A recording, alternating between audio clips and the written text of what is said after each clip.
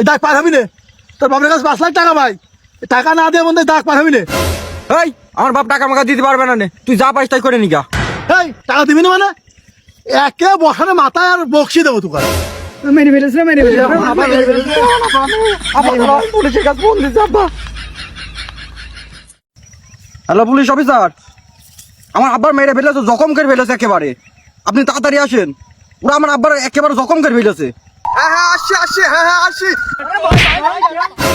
ধর বাল আসামি ধরতে যাচ্ছি শালার মোহল্লা। अब तू गया बेटा, अब तू गया देख।